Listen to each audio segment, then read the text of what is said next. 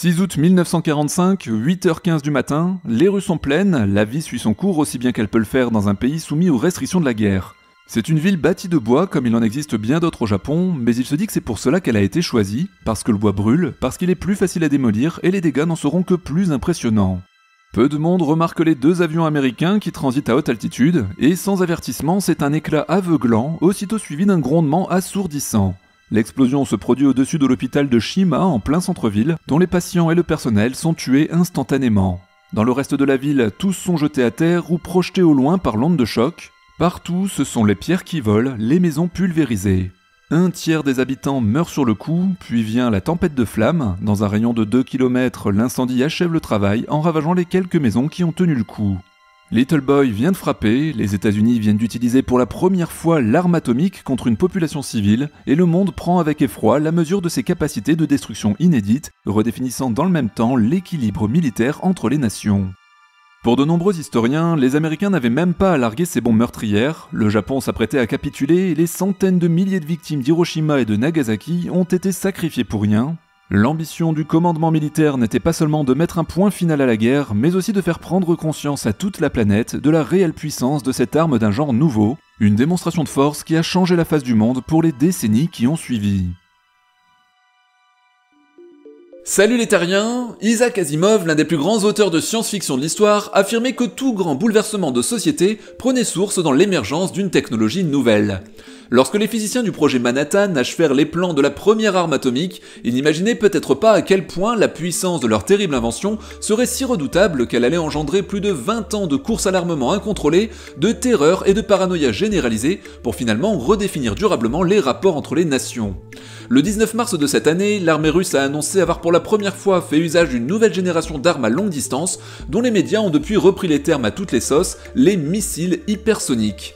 Alors comment fonctionnent vraiment ces armes de haute technologie, et surtout se pourrait-il qu'elles représentent une rupture technologique capable de bousculer à nouveau l'équilibre de l'échiquier mondial?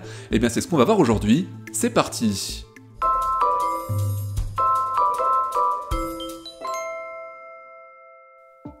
Commençons par éclaircir un peu ce qui se cache derrière le mot hypersonique, histoire de bien comprendre ce dont on parle.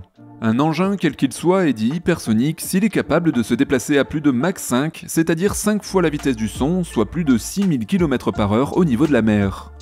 À vrai dire, des missiles hypersoniques, il en existe déjà de nombreux modèles, et depuis bien longtemps. Dès la fin de la Seconde Guerre mondiale, suite au choc des bombes larguées sur Hiroshima et Nagasaki, l'URSS et les États-Unis se lancent dans une course effrénée à l'armement nucléaire. Mais une bombe aussi puissante soit-elle ne sert à rien si on ne peut pas l'expédier suffisamment rapidement jusque sa cible. Les bombardiers lents de la Seconde Guerre mondiale sont devenus bien trop faciles à intercepter, et de chaque côté du rideau de fer, on se met donc à développer ce qui seront les premiers missiles balistiques intercontinentaux capables d'emporter des têtes nucléaires à l'autre bout de la planète, propulsés par des moteurs fusées à des vitesses suborbitales avoisinant les Mach 20.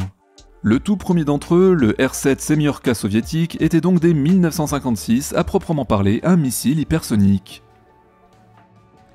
Les missiles hypersoniques ne datent donc pas d'hier, mais le principe d'un missile balistique c'est de suivre justement une trajectoire, balistique. Une trajectoire balistique, c'est celle d'un objet soumis à la force de gravité et à elle seule. C'est la parabole que suit un caillou que vous lancez devant vous une fois qu'il a quitté votre main, c'est aussi l'ellipse que suit un satellite en orbite. Ainsi, lorsqu'il est mis à feu, un missile balistique suit d'abord une phase d'accélération qui le propulse à grande vitesse en dehors de l'atmosphère terrestre. Là, une fois ses ergols épuisés, il continue sa course en cloche sur son inertie et finit par retomber sur la cible visée. À la manière d'un boulet de canon, toute la précision de l'opération tient donc dans la force et la vitesse acquises dans la phase de poussée. Si vous vous demandez encore pourquoi je me mets à parler de missiles sur une chaîne dédiée au spatial, eh bien imaginez un instant que la vitesse donnée à la charge utile du missile soit suffisante pour ne plus retomber sur Terre, eh bien notre missile devient alors un lanceur spatial. Les premières fusées civiles n'étaient à vrai dire rien d'autre que des missiles intercontinentaux à peine modifiés pour un usage spatial. C'est d'ailleurs à bord d'un missile Semyorka que le tout premier satellite de l'histoire, Sputnik 1, a été envoyé. Et aujourd'hui encore, lorsqu'un équipage prend place à bord d'une capsule Dragon, Soyuz ou Shenzhou, il est littéralement installé au sommet d'un missile balistique hypersonique.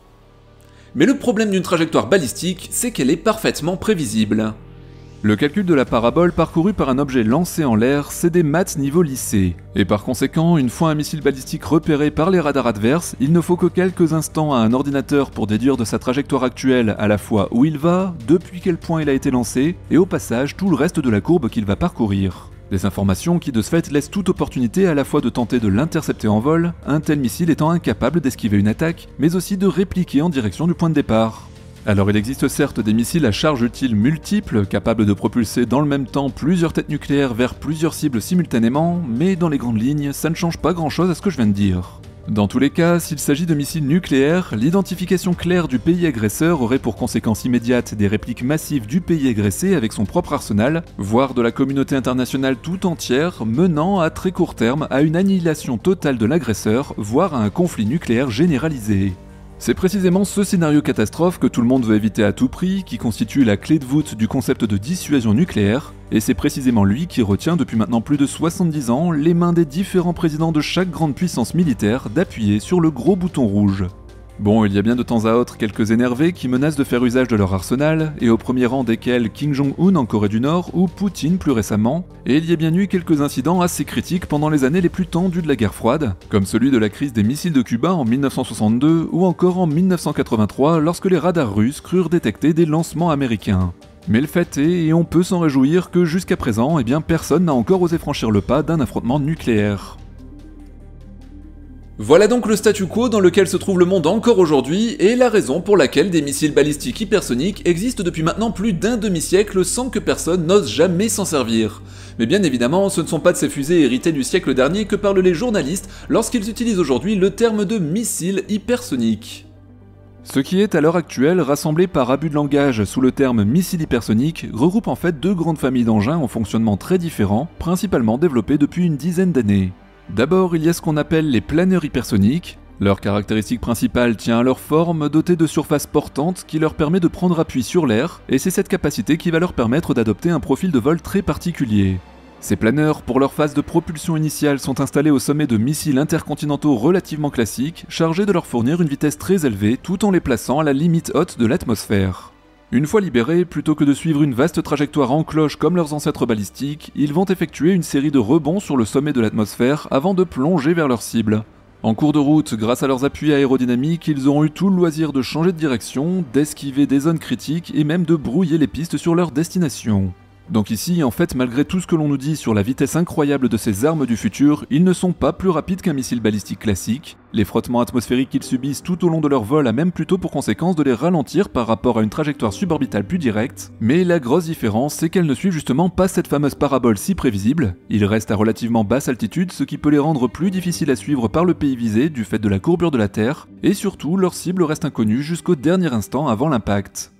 La seconde catégorie de missiles hypersoniques modernes sont les missiles dits de croisière. Leur caractéristique est cette fois de voler à basse altitude, c'est-à-dire en dessous de 30 km. Il n'est donc ici plus question de jouer aux portes de l'espace. Un moteur les propulse du début à la fin de leur vol, ce qui leur permet de conserver une vitesse constante, pouvant atteindre Mach 10 tout en changeant de direction à volonté. Les avantages sont à peu près les mêmes que ceux des planeurs dont nous parlions juste avant. Ils volent bas, sont difficiles à repérer et il est impossible de savoir où ils frapperont avant qu'ils n'atteignent leur cible, ce à quoi il faut ajouter qu'ils ne ralentissent pas et conservent leur vitesse jusqu'au dernier instant. Et si ce genre d'arme n'a vu le jour que très récemment, c'est que leur fonctionnement suppose un certain nombre de prouesses technologiques. Ces missiles, pour voler plusieurs minutes entre Mach 5 et Mach 10 malgré les frottements atmosphériques, sont équipés de motorisations particulièrement puissantes, et si certains ont recours à des moteurs fusées relativement classiques, on trouve dans les plus récents, comme le fameux Zircon dont Vladimir Poutine vante régulièrement les capacités, mais aussi de nombreux autres prototypes développés en parallèle par les États-Unis et la Chine, des moteurs de type super statoréacteur. Il faut comprendre que pour un moteur fusée classique, l'intégralité des ergols nécessaires au vol, c'est-à-dire un carburant et son oxydant, doivent être emportés à bord du véhicule, au contraire d'un réacteur d'avion dont seul le carburant doit lui être embarqué. L'oxydant utilisé dans la réaction est alors l'oxygène, déjà présent dans l'air, aspiré à l'avant du moteur. Le problème, c'est qu'aucun réacteur classique n'est capable de fonctionner à des vitesses hypersoniques. L'avion le plus rapide à avoir jamais volé était le Lockheed SR-71 Blackbird, qui n'a atteint au maximum que Mach 3,3. Un réacteur classique contient des pièces mobiles parmi lesquelles les turbines de ses différents étages de compression et ses rotors possèdent des limites liées aux matériaux dont ils sont constitués. Ils ne peuvent en effet pas tourner à des vitesses infinies, et pour atteindre des vitesses aussi élevées que Mach 8 ou 10, il faut passer à autre chose. Le principe d'un statoréacteur, c'est de ne comporter aucune pièce mobile, d'où d'ailleurs le préfixe stato qui veut dire statique. La compression initiale de l'air en entrée est assurée par la seule forme de sa tuyère, suite à quoi il parvient à la chambre de combustion comme pour un réacteur classique. Et lorsque le flux d'air à l'intérieur de la chambre est lui-même supersonique, on parle alors de superstatoréacteur. Sur le papier, c'est un mécanisme bien plus simple qu'un réacteur classique, et pour les vitesses élevées, il est même plus efficace. Mais vous vous en doutez, il a aussi un grand défaut. Pour commencer à fonctionner, il faut que le flux d'air en entrée soit déjà à grande vitesse. Donc sur un missile hypersonique moderne, eh bien le premier étage fournit la vitesse initiale avant de se séparer et laisser le superstatoréacteur prendre le relais. Un autre grand défi technique concerne la résistance des matériaux, car à de telles vitesses au sein de l'atmosphère, l'échauffement dû au frottement est énorme. En fait, il se forme autour du missile un nuage de plasma ionisé, comme c'est le cas sur une capsule spatiale effectuant sa rentrée atmosphérique. Et ce nuage de plasma, imperméable aux ondes radio, contribue d'ailleurs à rendre le missile furtif, car il devient d'autant plus difficile à détecter par les radars. Pour résumer tout ça, la grande différence entre les missiles hypersoniques modernes et les fusées balistiques dont toutes les puissances militaires sont équipées depuis déjà longtemps, ce n'est ni la vitesse ni la force de frappe qui reste celle de la charge qu'ils emportent. Ce que cherchent à obtenir les militaires avec leurs engins dernier cri, ce sont uniquement ces trajectoires imprévisibles à basse altitude qui rendent la cible impossible à prévoir et interdisent toute interception en vol. Dit autrement, les zircons et autres Kinjal ne sont pas en soi plus dangereux que les missiles balistiques. Soyons honnêtes, l'humanité possède dans ses arsenaux de quoi totalement raser la surface du globe plusieurs fois depuis un demi-siècle, et la plupart d'entre nous vivons avec cette épée de Damoclès au-dessus de la tête depuis notre naissance. Quant à leur capacité à esquiver les interceptions et garder secrète leur cible, il n'est en fait pas certain que ça change vraiment quoi que ce soit, car s'ils prenaient un jour l'envie à une nation quelconque de recourir à l'arme nucléaire, personne n'aurait en réalité les moyens de l'arrêter. Les systèmes de défense antimissiles ne sont pas infaillibles, peu de pays en possèdent et ils existent en nombre très inférieur à celui des têtes nucléaires. Autrement dit, un pays attaqué massivement par des missiles intercontinentaux d'ancienne génération serait fatalement submergé par le nombre, et prédire les trajectoires des engins qui lui pleuvent dessus n'y changerait pas grand chose. En fait, personne aujourd'hui ne serait en mesure de réellement contrer une attaque nucléaire massive.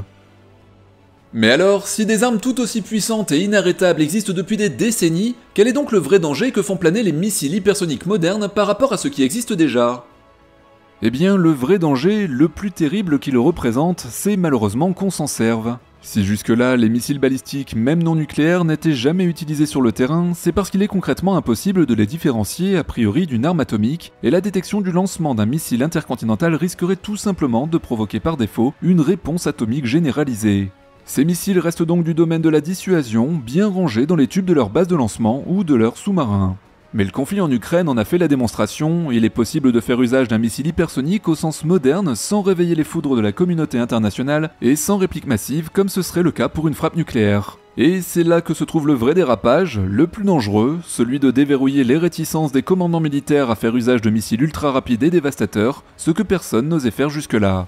Car même pourvus de charges conventionnelles, ces engins restent des monstres de destruction faits pour raser des bâtiments, voire des quartiers entiers. La seule énergie cinétique d'un Kinjal lancé à Mach 8 frappant sa cible sans le moindre explosif est déjà équivalent à 4000 tonnes de TNT. Voilà pourquoi, à l'instar du traité sur la non-prolifération des armes nucléaires, signé en 1968 pour endiguer l'escalade entre les États-Unis et l'Union soviétique, de nombreuses voix s'élèvent déjà pour encadrer l'usage des missiles hypersoniques. Les armes les plus dangereuses sont encore une fois celles dont on se sert vraiment. Voilà les terriens, puisque j'ai commencé avec Isaac Asimov, eh bien je conclurai aussi avec lui. À un journaliste qui lui demandait si les développements technologiques qu'il annonçait dans ses livres pouvaient être qualifiés de progrès, il répondit « Le progrès, c'est ce qui permet à l'humanité de vivre et de prospérer. Tout ce qui pousse à la disparition de l'espèce humaine et de la vie sur Terre avec lui ne peut pas être qualifié de progrès. » J'espère en tout cas que cette vidéo, un peu à la limite du spatial, j'ai voulu élargir un petit peu le thème aujourd'hui, vous aura donné les clés pour comprendre et décrypter un peu mieux les enjeux qui entourent ces armes, les cousines de nos fusées plus ou moins pacifiques. Si c'est le cas, laissez donc un pouce en l'air, n'hésitez pas à me donner votre avis en commentaire, et quant à moi je vous dis à très bientôt pour un nouvel épisode. Ciao les terriens!